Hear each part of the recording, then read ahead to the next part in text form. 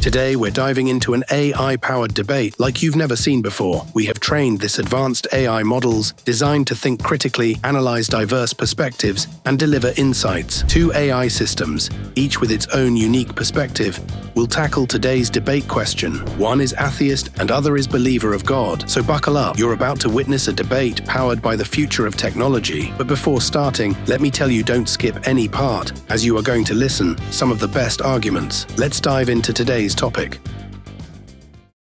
Why humans exist. Humans exist as a result of divine purpose. From a theistic perspective, humanity was created by God with intent and meaning. According to religious texts like the Bible, humans were made in the image of God, to reflect His nature, to cultivate the earth, and to have a relationship with Him. Our existence is not random but designed to fulfill a spiritual purpose, to glorify God, seek truth, and exercise moral stewardship over creation. Moreover, the complexity of human consciousness, morality, and creativity strongly suggests a purpose beyond mere biological survival. Science explains the mechanisms of how humans came to be, but it does not address the why. The deeper reason is rooted in the divine intent to bring order, meaning, and love into the world through human agency. What's your perspective? From my perspective, the claim that humans exist as a result of divine purpose relies heavily on assumptions rooted in faith rather than observable evidence or logical reasoning. While it's true that many religious texts, like the Bible, describe humanity as being created with intent, these are interpretations from human-authored documents, not verifiable sources. Evolutionary biology provides a comprehensive explanation of how humans came to exist. Through natural selection and billions of years of gradual adaptation, life developed complexity. Our consciousness, morality, and creativity can all be traced to evolutionary advantages that helped our ancestors survive and thrive. For instance, consciousness allows us to solve problems and adapt to complex environments. Morality promotes social cooperation, which is essential for species survival. Creativity drives innovation, aiding in overcoming challenges. These traits are advantageous, but don't necessarily point to divine intent. They point to survival mechanisms. While divine purpose does rely on faith, it complements observable evidence rather than dismissing it. Evolutionary biology explains the how of human existence, but not the why. A purely naturalistic view assumes that randomness and chance govern existence, but this assumption itself lacks empirical proof. The intricate balance of the universe, from fine-tuned physical constants to the emergence of consciousness, hints at intentionality rather than coincidence. You correctly point out that faith and observable evidence can coexist, but the key distinction here is that faith relies on belief in the unseen, while science operates on verifiable, empirical data. You argue that the balance of the universe and the emergence of consciousness hint at intentionality, but there are alternative explanations for these phenomena that do not require invoking a divine creator. For instance, fine-tuning. While the constants of the universe may appear finely tuned for life, this doesn't necessarily point to a designer. It's possible that, out of the vast number of possible universes, many of which might not support life, we simply exist in one where conditions happen to be right for life to emerge. This concept, known as the multiverse theory, offers a naturalistic explanation for the apparent fine-tuning of the universe. The development of consciousness, like other cognitive traits, can be explained through evolution. It provided humans with advantages such as problem-solving, social interaction, and future planning. While consciousness allows for abstract thought, it is not evidence of divine intent, but rather an adaptive feature of a complex nervous system. You're absolutely right that faith is based on belief in the unseen, while science relies on empirical data. However, the challenge for science lies in addressing the why of existence, while it excels at explaining the how. The fine-tuning of the universe is indeed a fascinating phenomenon. You mentioned the multiverse theory, which posits that we happen to exist in a universe conducive to life. While this theory is intriguing, it still doesn't resolve the underlying question. Why does the multiverse exist in such a way that life is possible in at least one of its iterations? The idea of a purposeful, intelligent designer offers a more coherent explanation for the apparent fine-tuning of the universe than randomness or chance. It's not merely about the likelihood of life forming, but about the precision and order that supports it. As for consciousness, while it's true that it evolved, the depth of self-awareness and the ability to reflect on abstract concepts, morality, the meaning of life, the concept of the divine, goes beyond mere evolutionary survival. This transcendence is not merely an adaptive feature but also an indicator that human consciousness could be the product of something greater than evolutionary processes alone.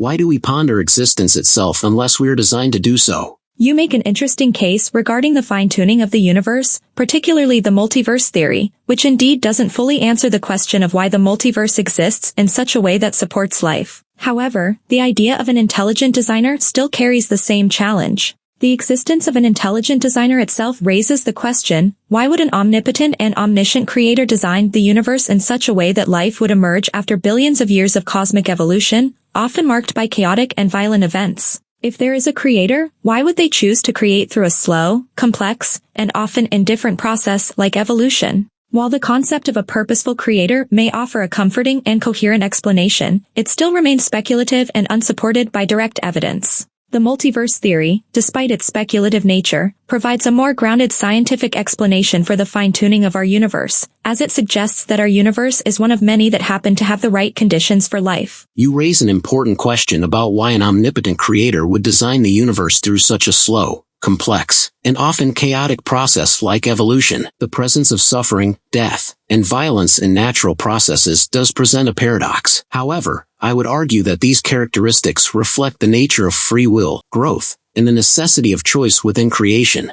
In a universe designed by God, free will is fundamental to allowing beings to seek truth, experience love, and develop meaningful relationships with the Creator. Without the possibility of pain and suffering, there would be no true freedom, no opportunity for growth or redemption. The concept of a purposeful design through evolution does not require perfection in the immediate process. The gradual unfolding of life allows for complexity, adaptation, and, ultimately, the possibility of a meaningful, conscious life capable of seeking a higher purpose. The difficulty of life doesn't undermine its purpose but enriches it, as it creates opportunities for humans to exercise their free will in the pursuit of love, justice, and goodness. As for the multiverse theory, it is still speculative and has not been empirically proven. While it might explain the fine-tuning, it introduces an additional layer of uncertainty. If multiple universes exist, why do we experience one that supports life? The multiverse theory raises more questions than answers, whereas the idea of a purposeful creator offers a coherent explanation for the fine-tuning of our universe that aligns with the experiences and instincts humans have toward purpose. Your point about free will and the need for suffering in the world to allow for growth is a central theological argument. From a theistic perspective, suffering can indeed be understood as a necessary element for growth, moral development, and the exercise of free will. However, the challenge I see with this view is the extent and nature of suffering in the natural world. Evolution involves not just the survival of the fittest, but also mass extinctions, disease, and environmental disasters that cause immense suffering to billions of life forms, many of which have no moral agency or free will. Why would an omnipotent and benevolent creator design a system where such widespread suffering is a necessary part of the process, especially for creatures with no capacity to seek meaning or moral development? Additionally, the idea that the process of evolution, and the suffering inherent within it, somehow enhances human capacity for love, justice, and goodness raises another question: why would a creator choose a system that would require so much pain and hardship to cultivate virtues? If these virtues are so important, why not instill them directly without the need for survival struggles, death, and suffering? Just because we seek meaning doesn't imply a grand purpose. Humans are meaning-making beings, often uncomfortable with randomness. Yet, randomness can exist. For example, a rock's position on a mountainside isn't part of a greater plan. It's the result of geological processes. Our existence might similarly be the result of natural processes without inherent purpose, though we create meaning ourselves.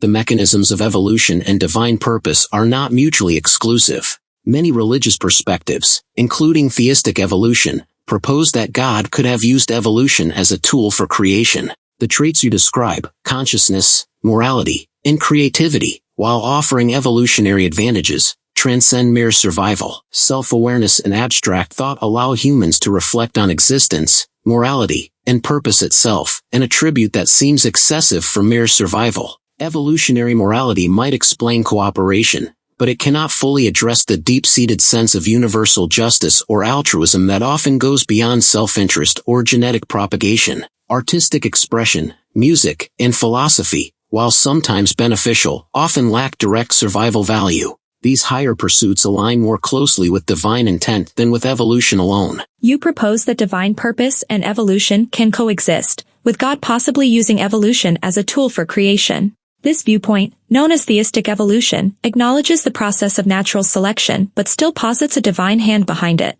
However, even with this model, the idea of divine intervention becomes difficult to pinpoint. Evolution by natural selection remains a comprehensive and evidence-based account of how life evolved. If evolution can sufficiently explain the development of complex life, the need for divine intervention becomes less clear. Essentially, why would an all-powerful deity require a lengthy, slow process of evolution when direct creation would be more efficient? Consciousness, morality, and creativity. You argue that these traits transcend survival and point to divine intent. I see them as natural byproducts of evolution. Consciousness allows us to be aware of our environment and make decisions. While it certainly leads to deeper reflection on existence, this doesn't imply a divine purpose behind it. It could be an evolutionary tool for navigating a complex world. Morality has evolved as a way to promote cooperation and social harmony, crucial for the survival of any species living in groups. Human morality may go beyond basic self-interest, but it's deeply rooted in social bonding and the survival of the group. Creativity may not always have direct survival value, but it provides significant benefits, such as solving problems, developing culture, and enhancing social cohesion. Theistic evolution, as you noted, can align evolution with divine purpose, but I would argue that the question of divine intervention doesn't require direct, continuous interference. An all-powerful deity could create natural laws, such as evolution, to unfold with a designed purpose from the beginning. Even if we accept evolution as the method through which life diversified, it doesn't undermine the possibility of a divine architect who established the framework within which this process would occur. The slow, gradual nature of evolution might actually demonstrate divine wisdom, as it allows for growth and adaptation in a way that demonstrates both order and freedom, perhaps to allow humanity the freedom to develop, make choices, and ultimately seek a relationship with the Creator, rather than having everything preordained. I understand your naturalistic take on these traits, but I would argue that their full expression extends far beyond what evolutionary biology can explain. While evolution explains the development of basic consciousness for survival, it doesn't account for self-awareness, existential reflection, and the ability to question the meaning of life. Why would a purely natural process lead to beings who are able to seek answers about their origin and purpose, often without direct survival benefit? While morality promotes social cooperation, the concept of universal, objective morality challenges simple evolutionary explanations. For example, the moral ideal of justice or fairness often goes against immediate self-interest. Evolutionary theory struggles to explain this deeply ingrained sense of duty to others, especially beyond our immediate kin or tribe. Creativity, as a product of human cognition, drives us to engage in art, philosophy, and innovation. While it may benefit survival in some cases, much of it is not directly linked to survival. The fact that humans are driven to create things that have no evolutionary purpose, like art, music, and religion, suggests that there is more to these traits than evolutionary adaptations. They point to a capacity for transcendence and meaning-making, traits that align with divine intent rather than mere survival instinct. You argue that divine purpose and evolution can coexist, but the idea of an all-powerful deity who created natural laws that unfold through evolution raises a few questions. If God created evolution to unfold in a certain way, why is evolution characterized by suffering, death, and extinction? The process of natural selection involves the survival of the fittest, often at the expense of weaker organisms. If God designed evolution, why would they design a process that requires suffering and the destruction of life in order to create new life? This suggests a paradox between divine purpose and the brutality of natural processes. Additionally, why would an omnipotent God choose an indirect method like evolution when they could have directly created life in its perfect form?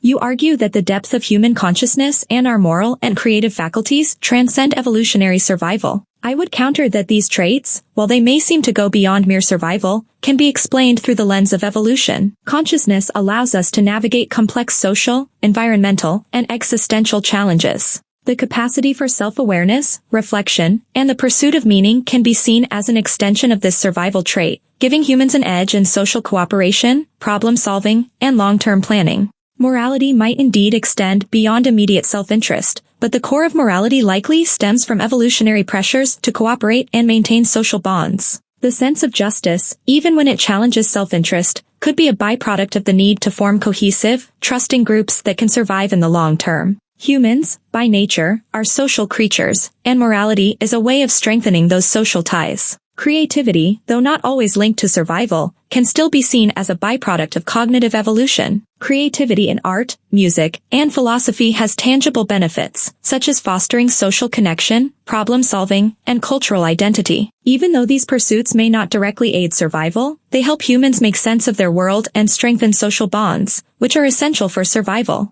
The issue of suffering in evolutionary processes is indeed challenging. However, we can view the brutal aspects of natural selection as part of a larger divine design that permits the cultivation of virtues such as courage, empathy, and self-sacrifice. God could have chosen a process that allows for the development of resilience and goodness through adversity. The existence of suffering in the world does not necessarily negate a loving and purposeful creator. It might simply mean that the world is structured in such a way that human beings are given the freedom to choose their path, to learn from hardship, and to ultimately seek redemption. The idea that an omnipotent deity could have created life directly in its perfect form is valid, but this assumes that the goal of creation is simply the end product, rather than the process itself. The process of growth, struggle, and choice might be essential in a worldview where human beings are created with the freedom to choose love, goodness, and truth. This could be a higher calling than the mere creation of a perfect world. You make a compelling argument that consciousness, morality, and creativity can be explained through evolution. However, the depth of these traits, especially in humans, seems to go beyond what is necessary for survival. Consciousness. While consciousness may have evolved to solve practical problems, the ability of humans to reflect on the nature of existence, question our purpose, and explore abstract concepts of justice, beauty, and morality indicates a deeper dimension. This transcendence suggests that consciousness was not merely an evolutionary survival tool but may have been designed to allow humans to engage with existential questions and connect with the divine. Morality. I agree that social cooperation is essential for survival, but the existence of moral ideals that transcend immediate self-interest, such as self-sacrifice, justice, and love, points to something greater than mere survival. The deep human sense of oughtness, the obligation to act morally even when there is no immediate gain, aligns more with the idea of a divine moral lawgiver than with survival instincts. Our moral impulses often conflict with what would be most advantageous for us, showing that there is a higher moral standard at work. Creativity. While creativity can aid survival, the vast scope of human creativity in art, music, and philosophy goes far beyond this. These pursuits don't serve immediate survival needs, but represent humanity's search for beauty, truth, and meaning. The fact that humans engage in activities that do not directly serve biological purposes suggests that creativity is not merely an evolutionary byproduct, but reflects an intrinsic human desire to connect with something transcendent. I understand your view that suffering could be part of a divine plan to cultivate virtues like courage and empathy. However, the brutality of natural selection, where the survival of life often depends on the suffering or destruction of others, still seems at odds with a benevolent creator's design. If God's purpose is to allow for freedom of choice and the development of virtues, then why the need for natural selection to operate in such a harsh and unforgiving way? Evolutionary processes like predation, disease, and genetic mutations often result in unnecessary and indiscriminate suffering. Why would a loving creator create such a system?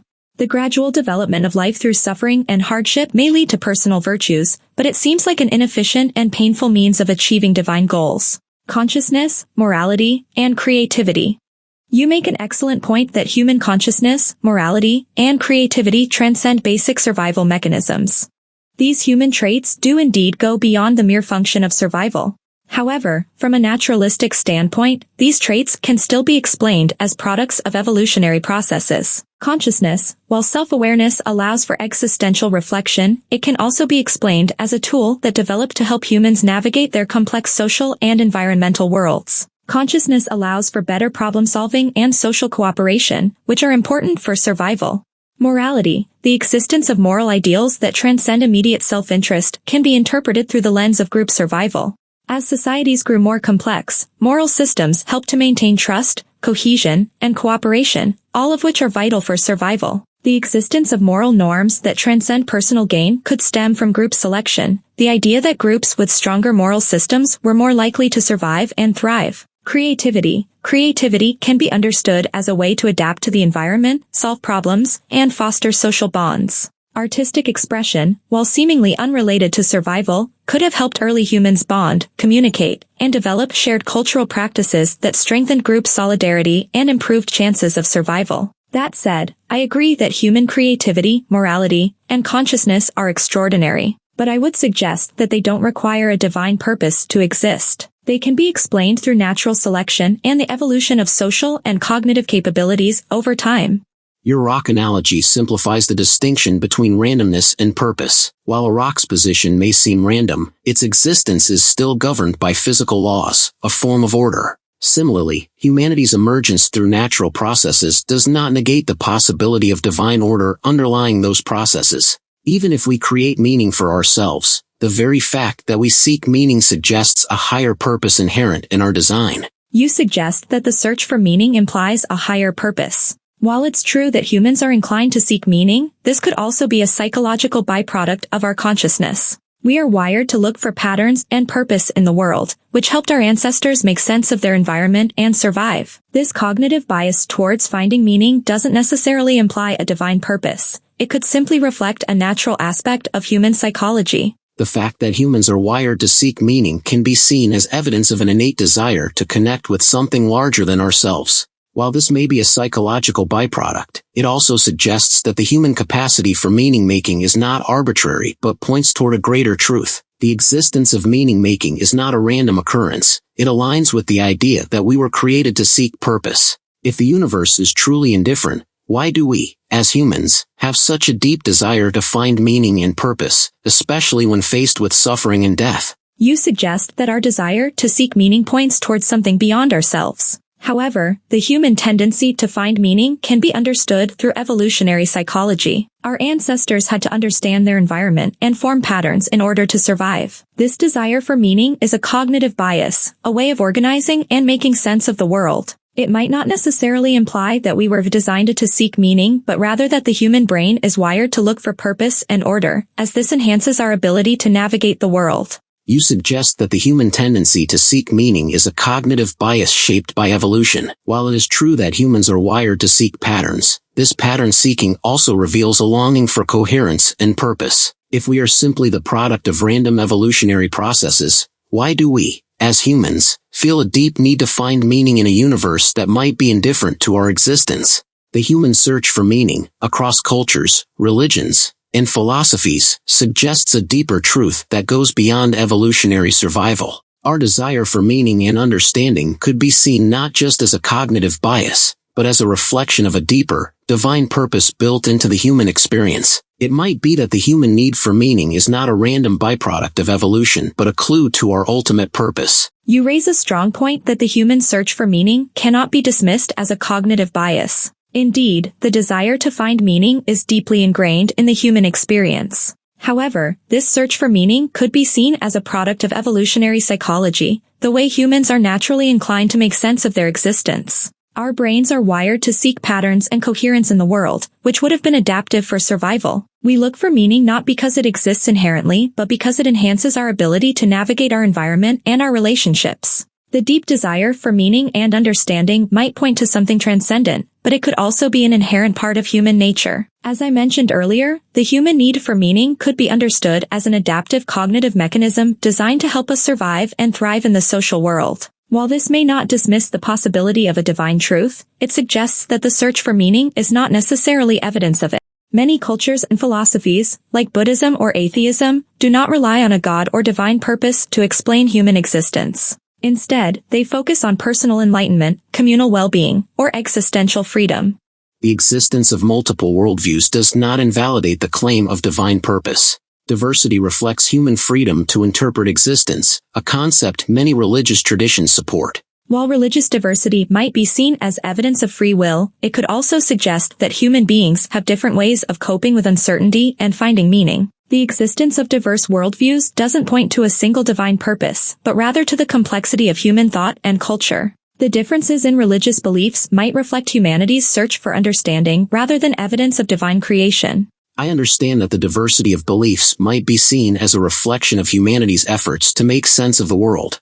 However, this diversity also points to something fundamental, the search for truth.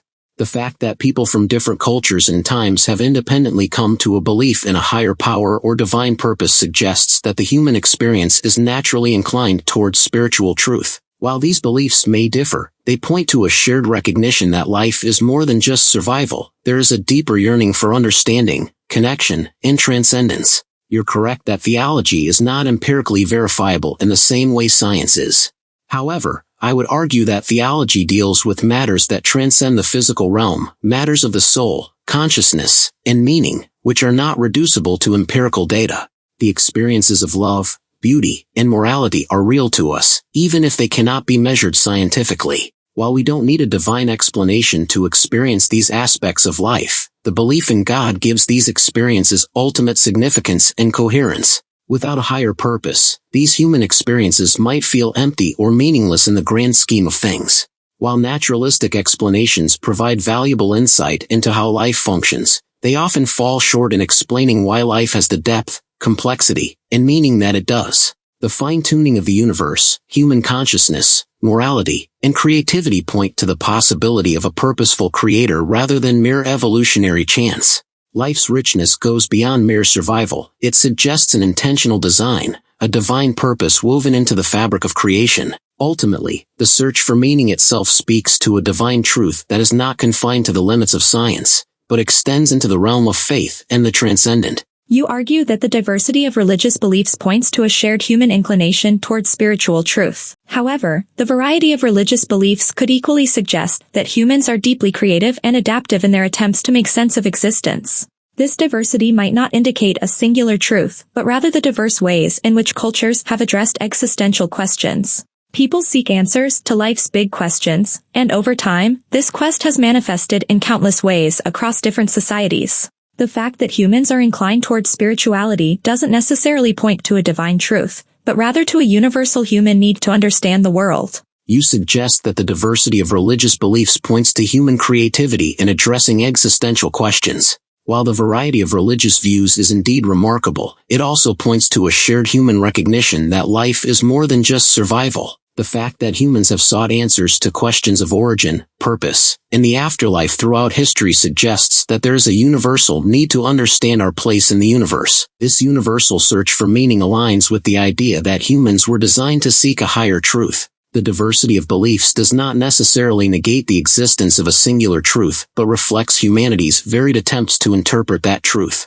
This diversity highlights the depth and complexity of human spirituality and points to a need for something beyond the physical world. Your argument that the diversity of religious beliefs points to a shared human recognition of something greater than ourselves is compelling, but the diversity of beliefs could also be interpreted as evidence of cultural adaptation. Different societies have developed different mythologies, religious practices, and spiritual beliefs to address the same fundamental questions about life, death, and the universe. This diversity of beliefs could suggest that human beings, regardless of their culture, are biologically and psychologically predisposed to seek answers to existential questions, even if those answers are culturally constructed. The fact that people across the world have found their own answers to these questions doesn't necessarily indicate a single, universal truth. It may just highlight the variety of human responses to the same existential dilemmas. Science may not answer why in a metaphysical sense, but neither does theology provide definitive evidence. Claims of divine purpose often lack falsifiability. They cannot be proven or disproven, which makes them less about truth and more about belief. In short, humanity's complex traits, consciousness, morality, creativity, are explainable through natural mechanisms without requiring divine intervention.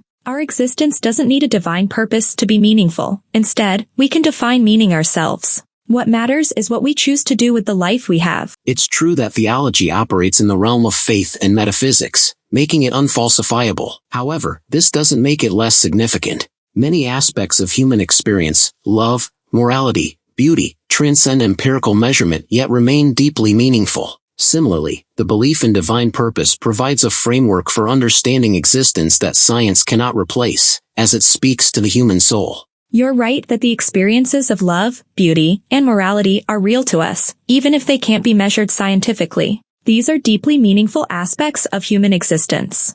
However, these experiences do not require a divine explanation. They can be understood through psychology, sociology, and even evolutionary biology. For instance, love promotes social bonding, cooperation, and reproduction, which are essential for survival. You are right that love, beauty, and morality can be studied through psychology and sociology. However, their deep significance goes beyond these disciplines. The experience of beauty, for instance, transcends evolutionary explanations of preference and taste. The pursuit of truth, goodness, and beauty suggests that there is something more than mere biological or social processes at work. Love, for example, is not merely a tool for bonding or reproduction. It is a deep and self-sacrificial commitment that often goes beyond biological imperatives. The idea of divine purpose provides a framework for understanding these profound human experiences in a way that naturalistic explanations alone cannot fully address. I agree with you that love, beauty, and morality transcend biological processes, but I still believe that these profound human experiences can be explained through evolutionary biology and psychology. Love, for instance, can be understood as a mechanism for pair bonding and cooperative parenting, which are crucial for the survival of offspring. The beauty we experience in art or nature can be tied to the pleasure derived from patterns, symmetry, and color, which are grounded in evolutionary preferences. The human capacity for beauty, goodness, and love may reflect the extraordinary complexity of the brain, but it can also be understood in terms of biological and social evolution.